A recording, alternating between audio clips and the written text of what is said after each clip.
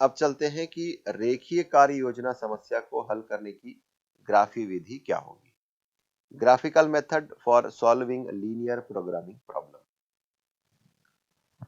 एक रेखीय कार्य योजना समस्या को हल करने की ग्राफी विधि केवल उन समस्याओं के लिए लागू होती है जिनमें केवल दो चर होते हैं। जैसा कि आप जानते हैं कि ग्राफ हमारे पास जो होता है उसमें आप सिर्फ दो अक्ष खींच सकते हैं, एक एक्स एक्सिस और दूसरा वाई एक्सिस। तो इस तरीके से जो समस्याएं हैं, अगर वो दो चरों से संबद्ध है, दो चरों से रिलेटेड है, तभी हम उसको ग्राफिकल मेथड से सॉल्व कर सकते हैं। इसका कारण यह है कि हम एक ग्राफ को त्रिविमाओं में नहीं खींच सकते। तो लेखा चित्र हल की दो विधियां हैं। पहला है शीर्ष बिंदु विधि, शीर्ष बिंदु विधि कॉर्नर पॉइंट मेथड, और दूसरा है सम लाभ या आइसो प्रॉफिट या फिर सम लागत विधि या आइसो कॉस्ट मेथड। पहला मेथड जो है शीर्ष बिंदु विधि, इसका हम वर्किंग रूल देखते हैं कि किस तरीके से इसको स्टेप बाय स्टेप हम सॉल्व करते हैं। तो पहला स्टेप ये होगा कि रेखीय कार्य योजना प्रतिरूप को व्यवस्थित करते हैं। स्टेप 2 होगा कि निम्नानुसार प्रत्येक समस्या के ग्राफ की रचना करते हैं। प्रत्येक असमीका को एक समीकरण मानकर इसका लेखाचित्र खींचते हैं। तो जो लीनियर इनइक्वलिटी रैखिक असमीका दी गई होगी, पहले हम उसको समीकरण में बदल लेंगे और उसका एक ग्राफ खींच लेंगे, और फिर लेस देन या ग्रेटर देन का जो चिन्ह है उसके अनुरूप हम उसका क्षेत्र तय करेंगे कि यह मूल बिंदु की ओर है या मूल बिंदु से दूसरी दिशा में है या मूल बिंदु से विपरीत दिशा में है। तीसरा स्टेप यह होगा कि संभाव्य क्षेत्र या फिजिबल रीजन, अर्थात वह स्थान या वह क्षेत्र जो सभी प्रतिबंधों को एक साथ संतुष्ट करता है, उसे हम प्राप्त करेंगे। चौथा स्टेप यह होगा कि वक्र पर सीमा बिंदुओं या शीर्ष बिंदुओं को पढ़ते हैं या प्रतिबंधित रेखीय समीकरणों में से एक बार में दो को लेकर उन्हें हल करते हैं। करना क्या होगा कि जो ऑब्जेक्टिव फंक्शन है, उस ऑब्जेक्टिव फंक्शन पर शीर्ष बिंदुओं के निर्देशांकों को अलग अलग रख करके देखते हैं, और उस तरीके से अलग अलग बिंदुओं के लिए हमें अलग अलग मान प्राप्त होंगे। और प्रश्न में जिस प्रकार अगर पूछा गया है कि ऑब्जेक्टिव फंक्शन का मैक्सिमम वैल्यू कौन सा पॉइंट देता है, तो जिस बिंदु के निर्देशांक से हमें अधिकतम मान प्राप्त होगा वह उसके लिए सॉल्यूशन होगा। इसी तरीके से अगर हमें ऑब्जेक्टिव फंक्शन का मिनिमम वैल्यू पूछा गया है, तो उन बिंदुओं में से जिस बिंदु का निर्देशांक आपको न्यूनतम मान देगा वो उस प्रश्न के लिए हल होगा। पांचवा स्टेप यह है कि पिछले स्टेप में जो प्राप्त बिंदुएं हैं उसके मान की गणना करेंगे, जैसे कि थोड़ी देर पहले मैंने कहा था, और उद्देश्य फलन के सबसे बड़े मान या सबसे छोटे मान के संगत मानों का निकाय ही रेखीय कार्य योजना समस्या का हल है। प्रश्न दिया गया है कि यदि x is greater than or equal to 2, y is greater than or equal to 3 तथा x plus y is less than or equal to 10, तो x plus 2y का अधिकतम मान ज्ञात कीजिए।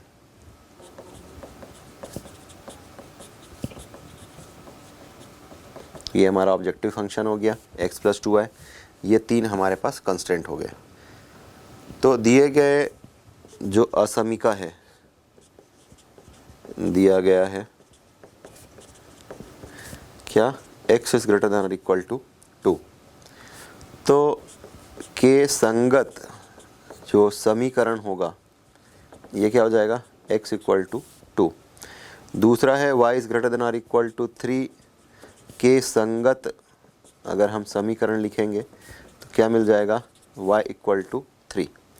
और तीसरा x plus Y is less than और इक्वल टू 10 के संगत समीकरण x plus Y equal to 10।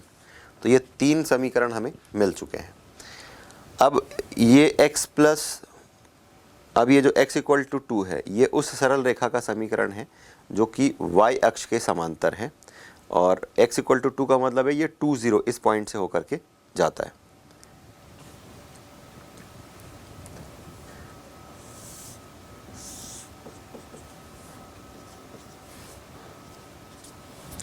तो ग्राफ में आप इसे कुछ इस तरीके से देख सकते हैं कि ये हमारा x अक्ष है और ये हमारा y अक्ष है। x इक्वल टू 2 पर ये होकर गुजर रहा है जो कि y अक्ष के समांतर है।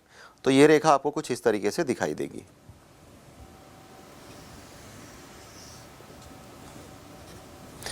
अब देखिए यहाँ पर x इज ग्रेटर देन और इक्वल टू 2 कहा गया, तो x का जो भी मान आपको प्राप्त होगा यह 2 या 2 से अधिक प्राप्त होगा। इसका मतलब है कि इसके राइट हैंड साइड का जो एरिया है,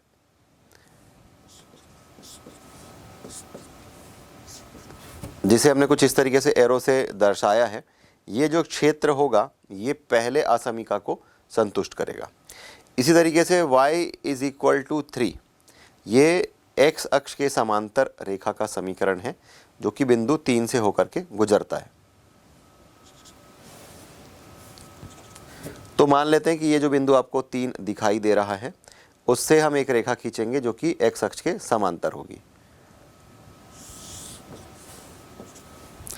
अब फिर से यहाँ पर देखिए कि y इज ग्रेटर देन और इक्वल टू 3, y का मान 3 और 3 से अधिक होगा। तो उस रेखा से ऊपर की ओर का क्षेत्र, अर्थात मूल बिंदु से उल्टी दिशा में जो हमें क्षेत्र दिखाई दे रहा है, वो इसके लिए एरिया होगा। तो कुछ इस तरीके से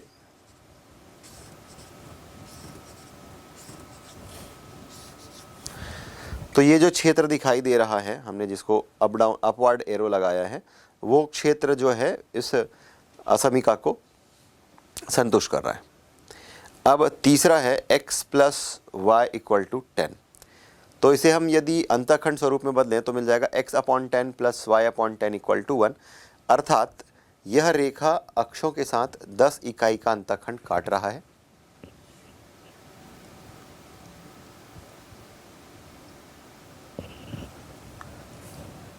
मान करके चलते हैं, तो ये मान करके चलते हैं कि ये जो x और y पर ये 10 और 10 आप देख पा रहे हैं, मतलब ये 10 0 और ये 0 10, इन दोनों को मिलाता हुआ हम एक रेखा खींच देते हैं।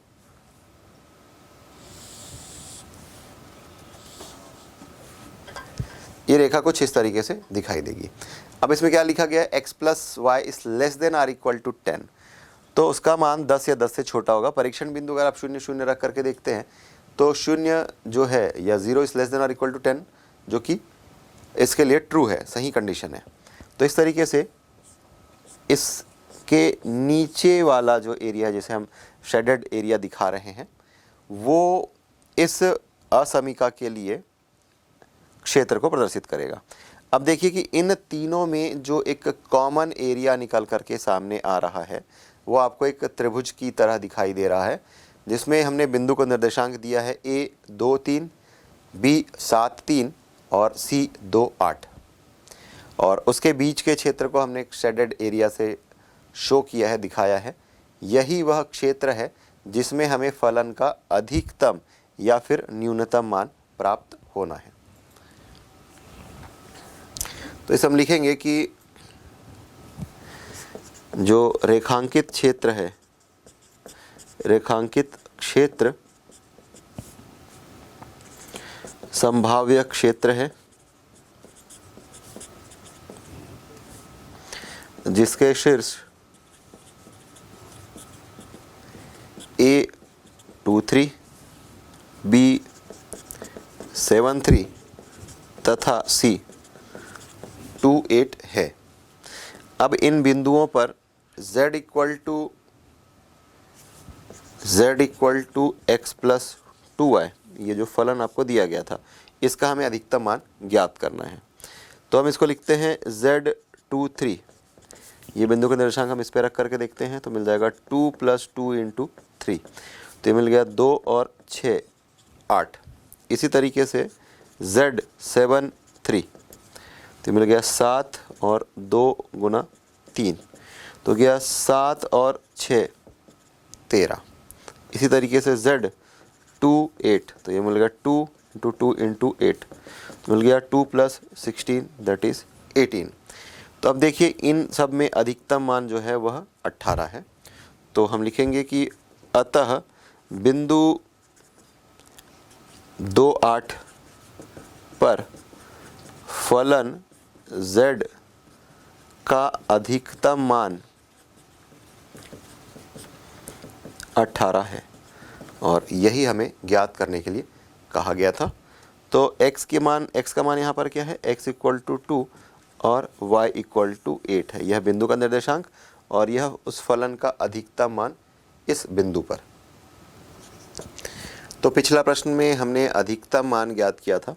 अब एक प्रश्न देखते हैं जिसमें है z equal to x plus 2y को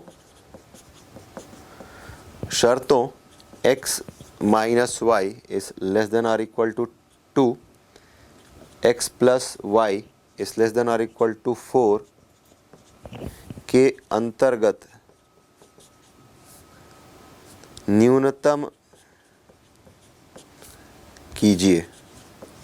इसका मतलब ये कि इसका मिनिमम वैल्यू हमें फाइंड आउट करना है।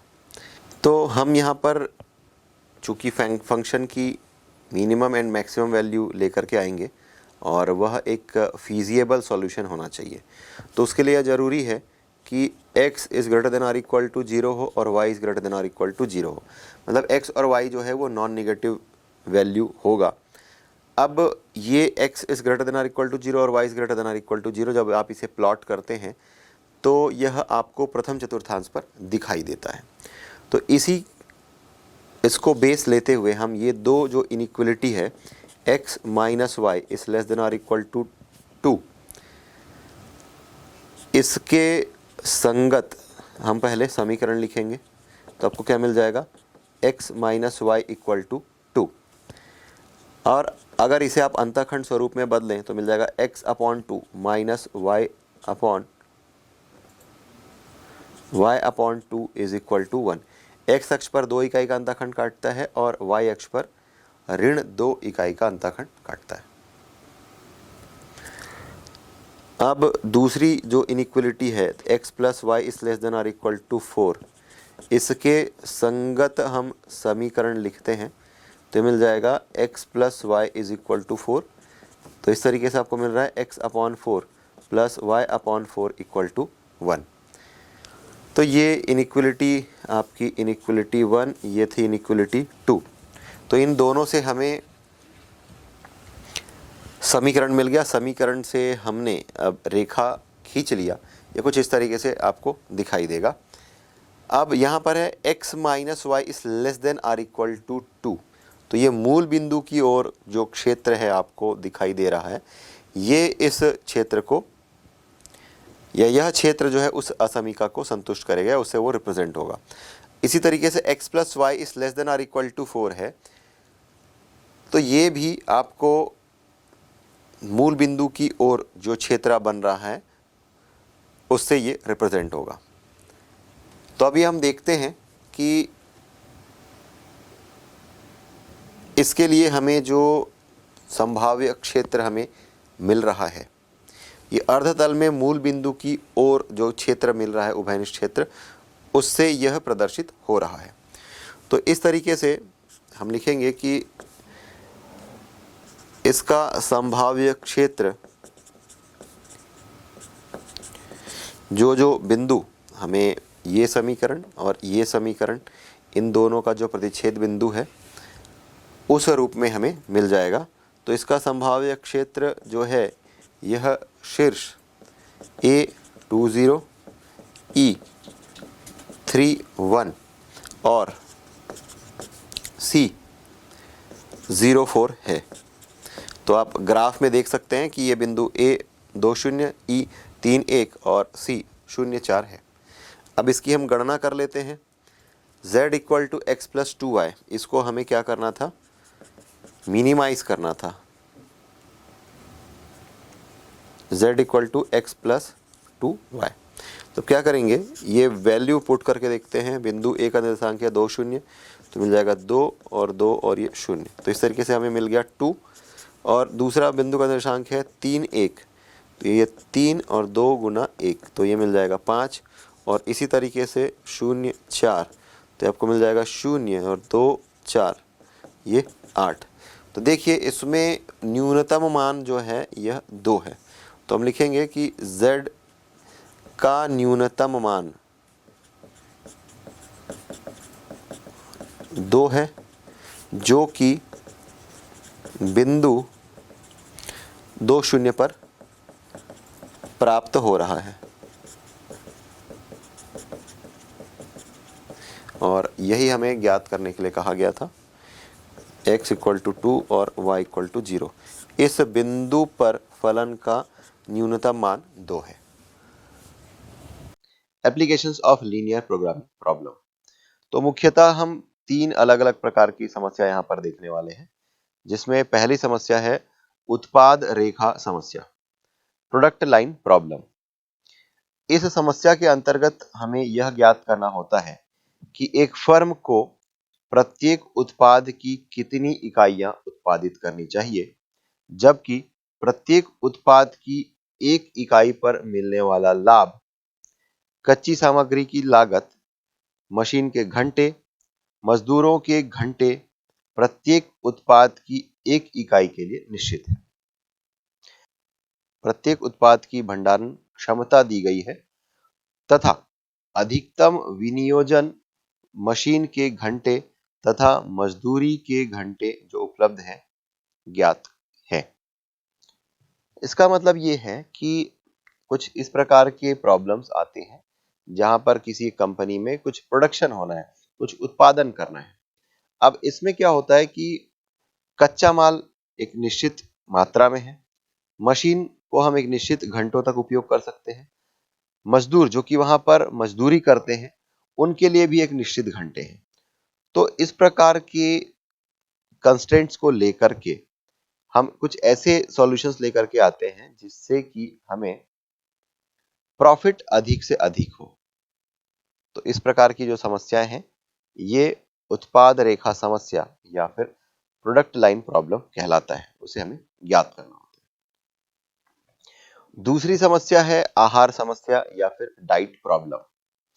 तो इस समस्या के अंतर्गत यह निश्चित करना होता है कि विभिन्न उत्पादों की कितनी इकाइयां एक आहार में सम्मिलित की जानी है, जिससे कि दैनिक आहार की लागत न्यूनतम आए, जबकि भोजन की प्रत्येक इकाई की लागत तथा इसका पोषक तत्व दिया गया है तथा पोषण की दैनिक अधिकतम आवश्यकता ज्ञात है।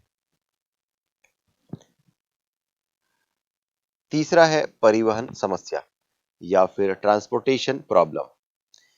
इस समस्या के अंतर्गत एक फर्म का विभिन्न स्थान पर स्थित विभिन्न संयंत्रों से विभिन्न स्थानों पर स्थित विभिन्न भंडार गृहों या बाजारों तक परिवहन सूची इस प्रकार ज्ञात करना होता है कि संपूर्ण परिवहन लागत न्यूनतम आए, जबकि प्रत्येक भंडार गृह या बाजार की मांग पूरी हो जाए तथा प्रत्येक संयंत्र से होने वाले आपूर्ति इसकी क्षमता से अधिक ना हो पाए। तो यहाँ पर करना क्या है कि फॉर एग्जाम्पल एक जगह प्रोडक्शन होना है और इसमें क्या क्या लागत लग सकती है उसके बारे में हमें यहाँ पर बात नहीं करनी है। बात यह करनी है कि ट्रांसपोर्ट को किस तरीके से फैक्टराइज किया जाए या ट्रांसपोर्ट को किस तरीके से निर्धारित किया जाए कि हमें परिवहन में कम से कम लागत आए। जैसे कि कच्चा माल को लेकर के आना, फिर उसको भंडार गृहों में ले जा करके रखना और फिर उसको वहां से बाजार तक पहुंचाना। तो ये 3 अलग अलग चीजों को इस तरीके से प्लान किया जाना चाहिए जिससे कि कॉस्ट जो है, लागत राशि जो है वह न्यूनतम आए। तो आगे चल करके हम इन तीनों पर प्रश्न देखेंगे कि उत्पाद रेखा समस्या या प्रोडक्ट लाइन प्रॉब्लम, इससे रिलेटेड क्वेश्चन देखेंगे, डाइट प्रॉब्लम देखेंगे और ट्रांसपोर्टेशन प्रॉब्लम देखेंगे। तो इसके आगे मूलतः 3 प्रकार के प्रश्न हैं, तीनों से हम एक एक दो दो प्रश्न को आगे सरल करेंगे। प्रश्न दिया गया है कि एक कारखाने में टेनिस के रैकेट और क्रिकेट के बल्ले बनाए जाते हैं। यदि एक रैकेट के निर्माण में मशीन ए पर 1 घंटा और मशीन बी पर 3 घंटे कार्य करना पड़ता है, जबकि बल्ले के निर्माण में 3 घंटे मशीन ए पर और 1 घंटा मशीन बी पर कार्य करना पड़ता है, वह रैकेट पर 40 रुपए और बल्ले पर 90 रुपए का लाभ कमाता है। यदि प्रतिदिन मशीनों का अधिकतम उपयोग 12 घंटे किया जाए, तो कारखाने में कितने रैकेट और बल्ले बनाए जाएं ताकि अधिकतम लाभ प्राप्त किया जा सके। तो इस प्रश्न में हमें पहले यह समझने की आवश्यकता है कि कौन कौन सी चीजें वेरिएबल है या चर है। तो पहला है टेनिस का रैकेट और दूसरा है क्रिकेट के बल्ले। तो हम यह लेकर के चलेंगे, x जो है वो रैकेट की संख्या है और y जो है वो बल्ले की संख्या जो कि बनाया जाना है अधिकतम लाभ प्राप्त करने के लिए। तो इस प्रकार हमारा जो लाभ फलन या प्रॉफिट फंक्शन होगा, लाभ प्रॉफिट होता है P, तो उसका कैपिटल लेटर हम ले लेंगे P equal to 40x plus 90y। क्या कहा गया है कि 40 रुपए रैकेट पर कमाता है, तो रैकेट की संख्या अगर x है तो टोटल प्रॉफिट कितना होगा रैकेट में 40 into x, that is 40x।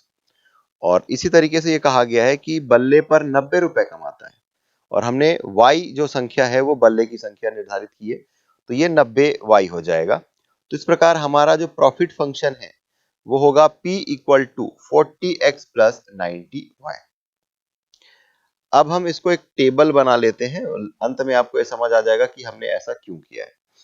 तो एक टेबल बनाते हैं जिसमें हम 5 कॉलम बनाएंगे। पहला होगा सामग्री का, दूसरा होगा संख्या का, तीसरा होगा मशीन ए, चौथा होगा मशीन बी और पांचवा होगा लाभ पी।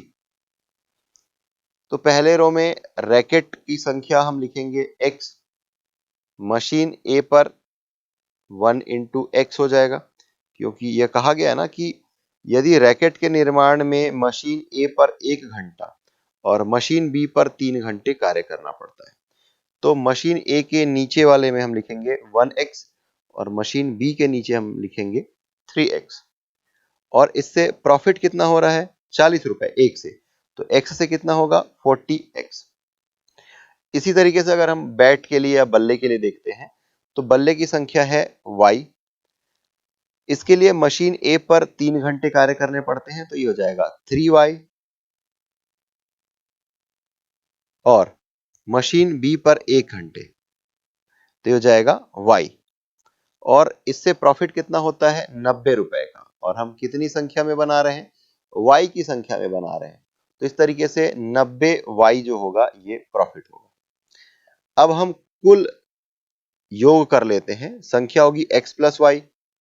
मशीन ए के लिए अगर हम संख्या देखें तो x प्लस 3y और मशीन बी के लिए संख्या 3x प्लस वाई। और इस तरीके से हमारा जो प्रॉफिट फंक्शन है वो P equal to 40x plus 90y निकल करके सामने आता है। दूसरी बात यह कही गई थी कि मशीन ए और मशीन बी 12-12 घंटे कार्य कर सकते हैं, तो इस प्रकार हम लिखेंगे कुल घंटे मशीन ए 12 घंटे, मशीन बी 12 घंटे। तो प्रश्न के अनुसार हम प्रतिदिन मशीनों पर अधिकतम 12 घंटे का काम ले सकते हैं।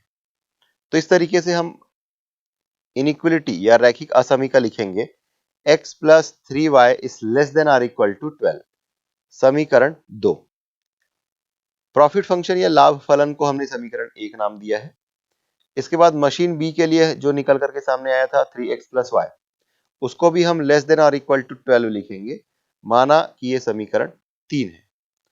और हम समीकरण 4 और 5 लिखेंगे जहां पर x is greater than or equal to 0 और y is greater than or equal to 0 होगा। इसका मतलब ये कि रैकेट और बल्ले की जो संख्या होगी या तो वो शून्य होगा या तो वो धनात्मक होगा, ऋणात्मक नहीं हो सकता। तो इसलिए समीकरण 4 और समीकरण 5 को हमने x is greater than or equal to 0 और y is greater than or equal to 0 लिखा। अब करना क्या होगा, तो हमारे पास जो लीनियर इनइक्वलिटी रैखिक असमीका निकल करके सामने आई है x plus 3y is less than or equal to 12, इसका हमें पहले ग्राफ खींचना है। तो ग्राफ खींचने के लिए इस असमीका से हम समीकरण का निर्माण करेंगे। x plus 3y equal to 12 इसका ग्राफ खींच लेते हैं। अब करना क्या होगा कि इसको हम यदि रेखा का अंतःखंड स्वरूप में बदल लें, अर्थात x upon a plus Y upon B equal to 1, इस फॉर्म में कन्वर्ट कर लें, तो हमें यह पता चल जाएगा कि ये जो स्ट्रेट लाइन है, सरल रेखा है, वो x और y को किन दो अलग अलग बिंदुओं पर काट रही है। तो ये हो जाएगा x upon 12 plus 3y upon 12 equal to 1। सरल करने पर मिल जाएगा x upon 12 plus y upon 4 equal to 1। माना कि ये समीकरण 2 डैश है, समीकरण 2 है, उसको हमने डैश लगा दिया। तो अब देखिए ये जो सरल रेखा है, तो ये x upon 12 plus Y upon 4 equal to 1, माना कि ये समीकरण 6 है। अब सरल रेखा 6 निर्देशांक अक्षों से 12 और 4 इकाई का अंतःखंड काटती है। तो इस प्रकार हम बिंदु A का निर्देशांक को लिख सकते हैं 12 0 या 12 0 और B 0 4। इसको हम प्लॉट करके x plus 3y equal to 12 का ग्राफ आसानी से खींच सकते हैं। मतलब इन दोनों बिंदुओं को मिलाते हुए एक रेखा खींच दीजिए। इसी प्रकार 3x plus Y equal to 12, इसका भी हम ग्राफ बनाएंगे। इसको हम पहले रेखा का अंतःखंड स्वरूप में बदल लेंगे, तो मिल जाएगा 3x upon 12 plus Y upon 12 equal to 1। सरल करने पर मिल जाएगा x upon 4 plus Y upon 12 equal to 1। अब ये x अक्ष को 4 पर काट रहा था, 4 0 इस पॉइंट का निर्देशांक होगा। माना कि यह बिंदु है P 4 0 और y अक्ष पर 12 अर्थात यह 0 या 0 12 होगा। माना कि ये बिंदु Q है, तो Q 0 12। इन दोनों को मिलाकर हम एक रेखा खींच देते हैं, जो कि 3x plus Y equal to 12, इसका ग्राफ हमें मिल जाता है। अब x is greater than or equal to 0, x अक्ष पर प्रत्येक बिंदु और x is greater than 0, x अक्ष के ऊपर के क्षेत्र का हल समुच्चय होगा। x अक्ष के ऊपर के क्षेत्र हल समुच्चय होगा, अर्थात ये प्रथम चतुर्थांश में हमें मान मिल जाएगा। इसी प्रकार y is greater than or equal to 0, y अक्ष पर प्रत्येक बिंदु और दाईं ओर के क्षेत्र के प्रत्येक बिंदु हल समुच्चय होगा, अर्थात y अक्ष पर धनात्मक मान 0 से लेकर के अपवर्ड डायरेक्शन में ऊपर की ओर जो होगा, ये सारे के सारे हल बिंदु या ये सारे के सारे बिंदु जो है वो हल समुच्चय होंगे। तो हम ये देखते हैं कि x plus 3y is less than or equal to 0, इसका जो रीजन है ये मूल बिंदु की ओर वाला क्षेत्र आएगा। इसके लिए हम क्या करते हैं कि परीक्षण बिंदु, कोई एक बिंदु ले लेते हैं जो कि रेखा के इस तरफ है, 0 की ओर है या मूल बिंदु की ओर है। तो 0 0 अगर आप इस समीकरण पर पुट करते हैं तो मिल जाएगा 0 प्लस 3 इंटू 0 दैट इज 0। तो मिल रहा है कि 0 इज लेस देन 12, जो कि सरल है, जो कि सत्य है। तो इस तरीके से सरल रेखा x plus 3y is equal to 12 मूल बिंदु की ओर का क्षेत्र x plus 3y is less than or equal to 12 का हल समुच्चय है। इसी प्रकार 3x plus Y is less than or equal to 12 का भी क्षेत्र जो है हम ज्ञात कर सकते हैं। सरल रेखा 3x plus Y equal to 12, ये मूल बिंदु की ओर वाला जो क्षेत्र होगा यह इसके लिए भी हल समुच्चय होगा। पुनः परीक्षण बिंदु रख करके या बिंदु का निर्देशांक रख करके हम क्षेत्र ज्ञात कर सकते हैं। तो इस तरीके से 1 2 3 और 4, इससे जो ग्राफ का हमें उभयनिष्ठ क्षेत्र प्राप्त हुआ है, जिसे हमने छायांकित कर रखा है OPCB, व्यवरोधों का हल समुच्चय होगा। तो जो कंस्ट्रेंट्स दिए गए थे उसका हमें सॉल्यूशन मिल रहा है।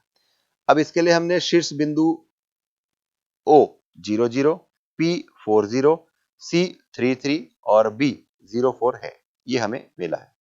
अब क्या करना है कि इसके संगत ये उभयनिष्ठ क्षेत्र जो हमें मिला है OPCB, इसके संगत हमें लाभ फलन का मान ज्ञात करना है। लाभ फलन है P equal to 40x plus 90y।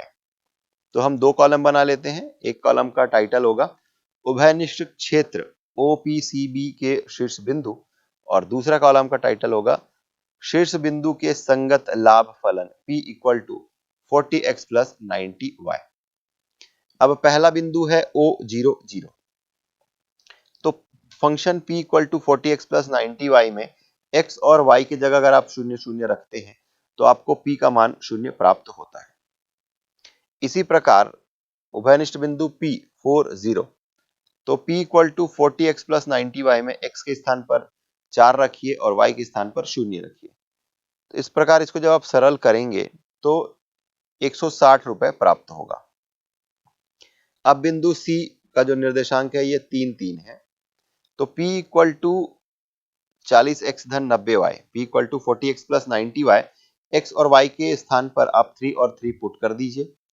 तो ये 40 इंटू 3 120 और 92 इंटू 3 270, दोनों को जोड़ देंगे तो P इक्वल टू 390 रुपए हमें प्राप्त होगा।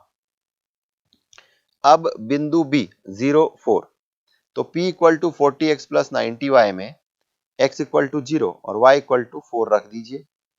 सॉल्व करिए तो आपको मिल जाएगा P इक्वल टू 360 रुपीज।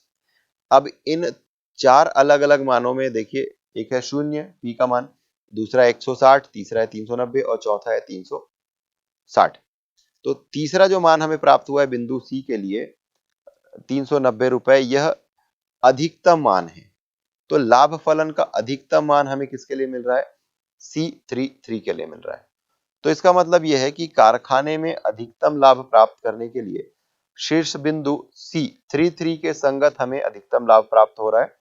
तो P equal to 40 into 3 plus 90 into 3, योग करने पर मिल जाएगा आपको 390 रुपए। यह अधिकतम लाभ है। तो इससे हम यह निष्कर्ष निकाल सकते हैं कि कारखाने में 3 रैकेट और 3 बल्ले बनाना चाहिए, जिससे कि अधिकतम लाभ हमें प्राप्त होगा।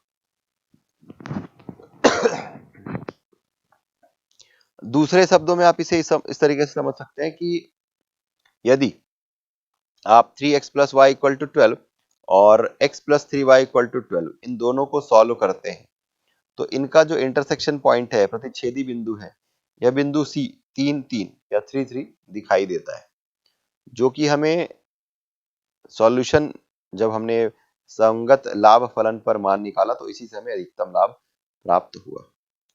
तो इस तरीके से यह प्रश्न हल हुआ और आगे हम देखेंगे कुछ दूसरे प्रश्न।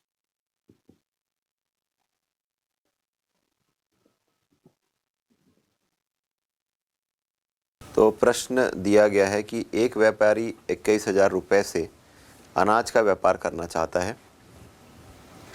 गेहूं का बोरा 300 रुपये तथा चावल का बोरा 700 रुपये में आता है। उसे गेहूं के बोरे पर 24 रुपये तथा चावल के बोरे पर 44 रुपये का लाभ होता है। दुकान में 50 बोरे रखने का स्थान है। अधिकतम लाभ के लिए कितने बोरे गेहूं के और कितने बोरे चावल के खरीदने चाहिए? तो ये जो स्टेटमेंट दिया गया है इसको हम पहले मैथमेटिकल फॉर्म पर कन्वर्ट करेंगे और उसके बाद सॉल्व करेंगे। तो इसके लिए हम यह मान करके चलते हैं कि जो व्यापारी है उसके पास x बोरे गेहूं के और y बोरे चावल है, वो खरीदता है। माना व्यापारी x बोरे गेहूं व y बोरे चावल खरीदता है।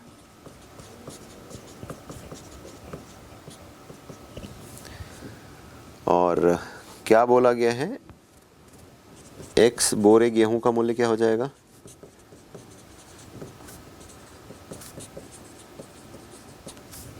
दोनों को हम गुना कर देंगे। 300 रुपये पर बोरे की कीमत थी, तो इस तरीके से 300x रुपीज़ उस बोरे का कीमत हो जाएगा, x बोरे का।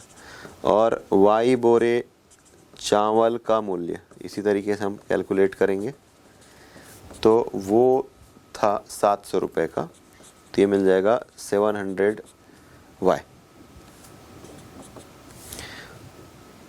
अब कुल धन कितना है हमारे पास?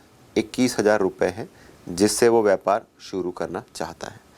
तो इस तरीके से यहाँ पर जो कुल धन की आवश्यकता हो रही है वो हम क्या करेंगे, इन दोनों को ऐड कर देंगे। तो ये हो जाएगा 300x प्लस 700y, ये इतना रुपए होगा। लेकिन क्या कहा गया है कि कुल लगाया गया धन 21,000 रुपये से अधिक नहीं हो सकता। लगाया गया धन 21,000 रुपये से अधिक नहीं हो सकता। क्यों नहीं हो सकता? क्योंकि उतने रुपए ही हैं जिसके अंतर्गत उसको खरीदी करनी है। तो क्या हो जाएगा, 300x plus 700y is less than or equal to 21,000।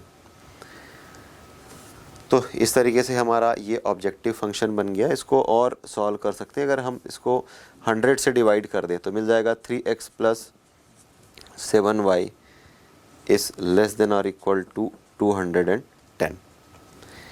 अब प्रॉफिट की बात करते हैं। इसमें बोला गया कि गेहूं के बोरे में 24 रुपये का और चावल के बोरे में उसको 44 रुपये का लाभ होता है। तो हमने कितने खरीदे हैं, x बोरे गेहूं खरीदे हैं। तो लिखेंगे x बोरे गेहूं पर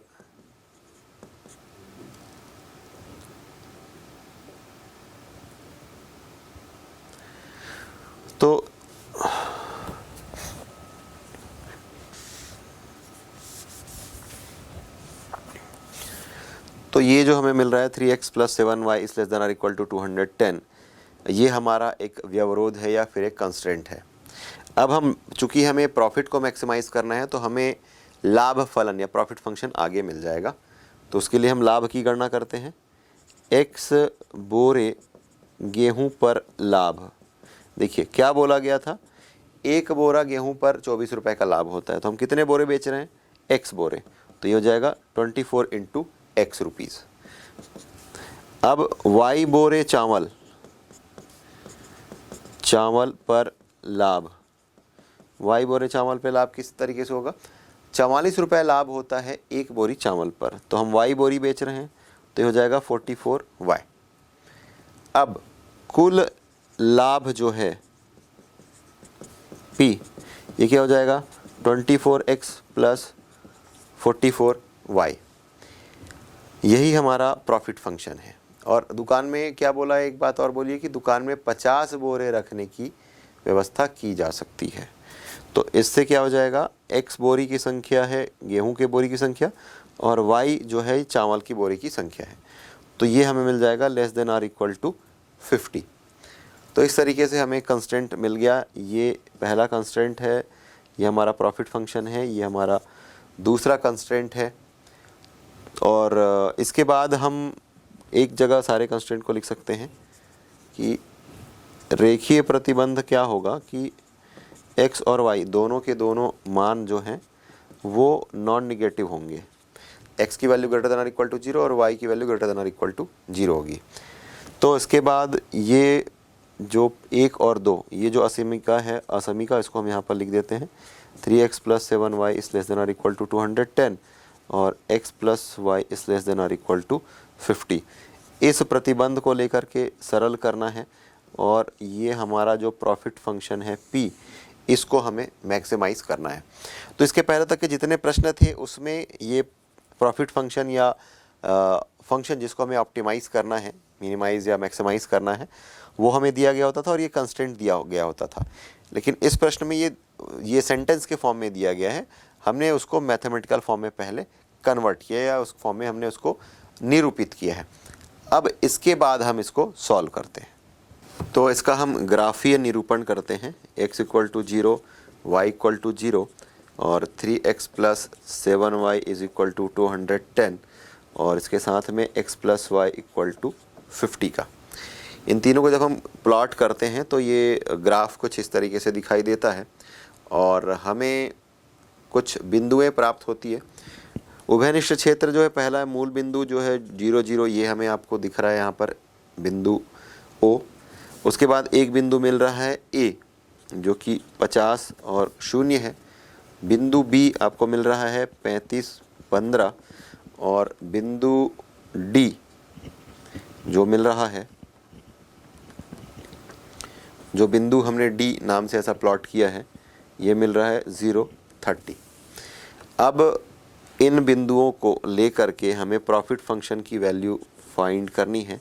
ये है 24x प्लस 44y, इसका हमें अधिकतम मान ज्ञात करना है। तो पहले हम शून्य रख करके देखते हैं, तो ये तो आपको मिल जाएगा 0।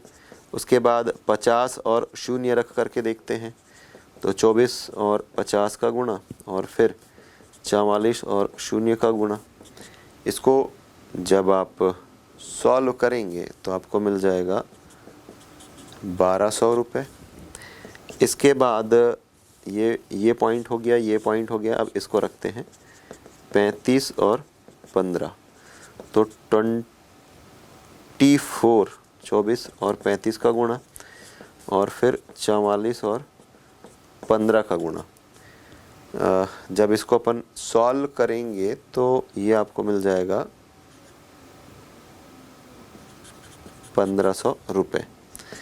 अब बिंदु डी का निर्देशांक है, इसको पुट करते हैं, तो 24 इंटू 0 प्लस 44 इंटू 30।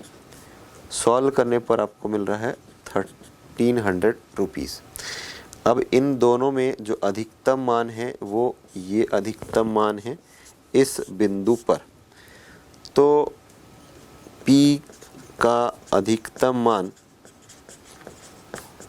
1500 रुपये या 1500 बिंदु x इक्वल टू 35 और y इक्वल टू 15 पर प्राप्त हुआ। तो इसका मतलब क्या है कि व्यापारी को कितने बोरे गेहूं खरीदने थे और कितने बोरे चावल, ये हमें ज्ञात करना था। तो हम लिखेंगे कि व्यापारी को 35 बोरे गेहूं, क्योंकि x जो है वो गेहूं के बोरे की संख्या थी, तथा 15 बोरे चावल खरीदना चाहिए ताकि उसे अधिकतम लाभ हो सके।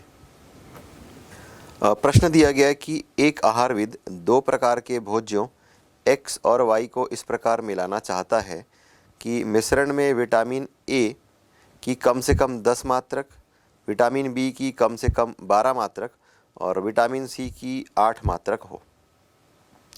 1 किलोग्राम भोज्यों में विटामिनों की मात्रा निम्नलिखित सारणी में दी गई है।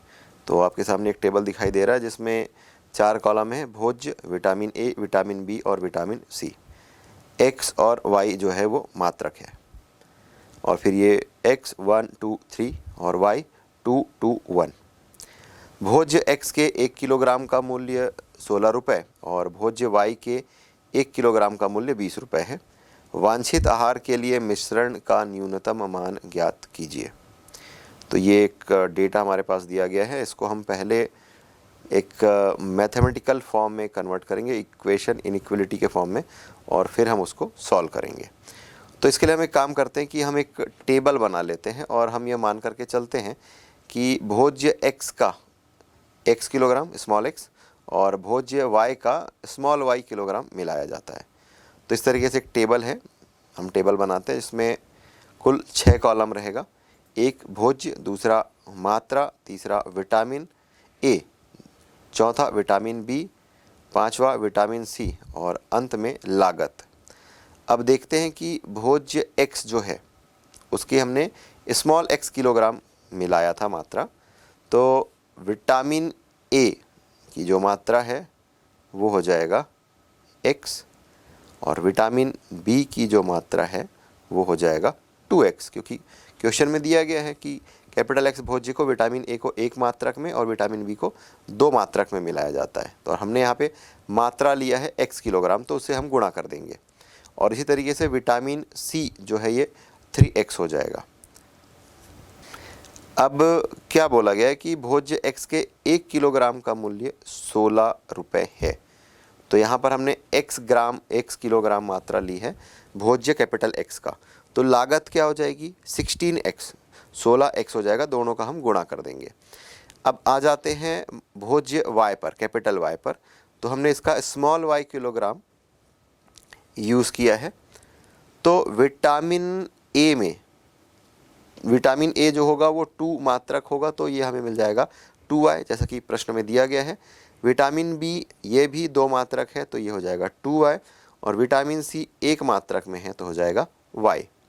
प्रश्न में कहा गया है कि भोज्य कैपिटल Y के 1 किलोग्राम का मूल्य 20 रुपये है, तो इसलिए लागत जो होगा 20y हो जाएगा, क्योंकि हमने y किलोग्राम मात्रा यूज़ किया है उसका, भोज्य y का। अब एक अगला रो बनाते हैं और इसमें हम सबको ऐड कर देते हैं, टोटल वैल्यू निकाल लेते हैं। तो मात्रा हो जाएगी x plus y. Vitamin A की अगर मात्रा की बात की जाए तो x plus 2y। Vitamin B की मात्रा की बात की जाए तो 2x plus 2y। Vitamin C की बात की जाए तो 3x प्लस वाई। और यदि लागत की बात की जाए तो 16x प्लस 20y हो जाएगा। अब आवश्यकता क्या है? तो प्रश्न में दिया गया है कि मिश्रण में विटामिन ए की कम से कम 10 मात्रक, विटामिन बी की कम से कम 12 मात्रक और विटामिन सी की 8 मात्रक हो। तो आवश्यकता हम एक और रो ऐड करेंगे और विटामिन ए में 10, विटामिन बी में 12 और विटामिन सी में 8। तो इस तरीके से ये एक टेबल बन चुका है। अब इस टेबल की हेल्प लेंगे। क्या कहा गया है कि वांछित आहार के लिए मिश्रण का न्यूनतम मान ज्ञात करना है। न्यूनतम मान कैसे ज्ञात करेंगे? तो हमारा जो लागत है 16x प्लस 20y, इसकी हम मिनिमम वैल्यू फाइंड आउट करेंगे। तो ये हमारे लिए जो उद्देश्य फलन ऑब्जेक्टिव फंक्शन है, ये z equal to 16x plus 20y हो गया। दूसरी बात है विटामिन ए, विटामिन बी और विटामिन सी, इन तीनों को लेकर के 3 अलग अलग असमीकाएँ बनेंगी। तो विटामिन ए के लिए क्या हो जाएगा? x plus 2y is greater than or equal to 10, inequality 1 इसका नाम देते हैं। दूसरा 2x plus 2y is greater than or equal to 12, ये इनइक्वलिटी 2 हो गई। और 3x plus Y is greater than or equal to 8, ये इनइक्वलिटी 3 हो गई। अब करना क्या है? इन तीनों असमीकाओं को हम पहले समीकरण के रूप में परिवर्तित करते हैं और ग्राफ खींच करके उभयनिष्ठ क्षेत्र निकालते हैं। तो ये कैसे करते हैं आप सीख चुके हैं। तो इस प्रश्न को हम सीधे सरल कर रहे हैं कि जो रेखा 1 है, जो असमीका 1 है, उसके लिए हम ग्राफ प्लॉट करते हैं। तो यह x अक्ष पर 10 इकाई का और y अक्ष पर 5 इकाई का अंतःखंड काटता है। तो ये a 10 0 और b 0 5, और मूल बिंदु से ऊपर का जो क्षेत्र बनेगा, मूल बिंदु से विपरीत ओर का जो क्षेत्र है, यह इसके द्वारा निरूपित किया जाएगा। अब बात करते हैं 2x plus 2y is greater than or equal to 12। Solve करने पर आपको मिल जाएगा x plus Y equal to 6। तो ये वह रेखा है जो कि x और y दोनों अक्षों के साथ 6-6 इकाई का अंतःखंड काटता है। और इसका जो क्षेत्र होगा, यह मूल बिंदु की ओर होगा। परीक्षण बिंदु 0 0 निर्देशांक यहाँ पर रख करके देखेंगे तो वो यहाँ पर फुलफिल हो रहा है। तो मूल बिंदु की ओर का जो क्षेत्र है वह इसके लिए उपयुक्त क्षेत्र होगा। अब हमारा जो तीसरा कंस्टेंट है 3x plus Y is greater than or equal to 8, तो इसको जब आप सॉल्व करेंगे तो ये आपको मिल जाएगा x अक्ष पे ये 8/3 यूनिट का और y अक्ष पर यह 8 यूनिट का इंटरसेप्ट फॉर्म करता है, तो जिसको हमने E और F का नाम दिया है। और इस पर जो क्षेत्र हमें मिलने वाला है, या इसमें हम परीक्षण बिंदु 0 0 का निर्देशांक रख के देखेंगे तो जो कि असत्य प्राप्त होगा। तो इस तरीके से मूल बिंदु से विपरीत की ओर जो क्षेत्र बन रहा है, ये इसके लिए सॉल्यूशन रीजन होगा। अब हम ये देखते हैं कि इस पूरे ग्राफ में एक सुसंगत क्षेत्र जो हमें मिल रहा है, उसके शीर्ष बिंदु हैं। एक है A 10 0, दूसरा है G 24 जिसको हमने नाम दिया है, G नाम दिया 24, और 1 5 इसको हमने H नाम दिया है, और 0 8 जिसको हमने F नाम दिया है। तो हमारा जो ऑब्जेक्टिव फंक्शन है z equal to 16x plus 20y, इसमें हम अलग अलग बिंदुओं के निर्देशांकों को रख करके देखते हैं। जैसे कि z 10 0, x की जगह 10, y की जगह 0। तो हम इस पे जब मान रखते हैं तो 16 into 10 plus 0 that is equal to 160, 160 हमें प्राप्त होता है। और जब हम 24 इस कोऑर्डिनेट को रखते हैं तो Z24 इज इक्वल टू हो जाएगा 16 इंटू 2 प्लस 20 इंटू 4, सॉल्व करने पर मिल जाएगा 112, 112। और Z15 जब हम इसमें पुट करेंगे तो मिल जाएगा 16 इंटू 1 प्लस 20 इंटू 5, सॉल्व करेंगे तो मिल जाएगा 116। और अंत में Z08 ये पॉइंट का कोऑर्डिनेट पुट करते हैं यहाँ पर, तो 0 प्लस 20 इंटू 8 दैट इज़ 160। तो हमें क्या कहा गया है कि मिनिमम वैल्यू लेकर के आना है, और मिनिमम वैल्यू आपको 112 पर दिखाई दे रहा है। तो हम लिखेंगे कि चूंकि सुसंगत क्षेत्र अपरिबद्ध है, Z का निम्नतम मान 112 भी हो सकता है और नहीं भी हो सकता, तो इसलिए हम असमीका 16x plus 20y equal to 112, इसके लिए हम एक ग्राफ खींच करके देखते हैं। तो हम परीक्षण करके देखेंगे तब हमें यह प्राप्त अर्धतल का कोई बिंदु सुसंगत क्षेत्र में उभयनिष्ठ है या यहाँ कोई भी बिंदु उभयनिष्ठ नहीं है।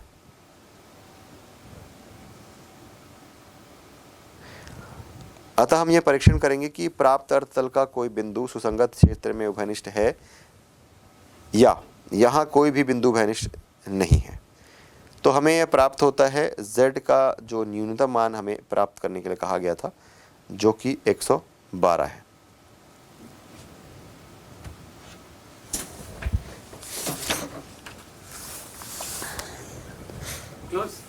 हाँ हाँ अभी क्लोज रोक दीजिए। स्पेस तो होगा ना कि भर गया होगा? हाँ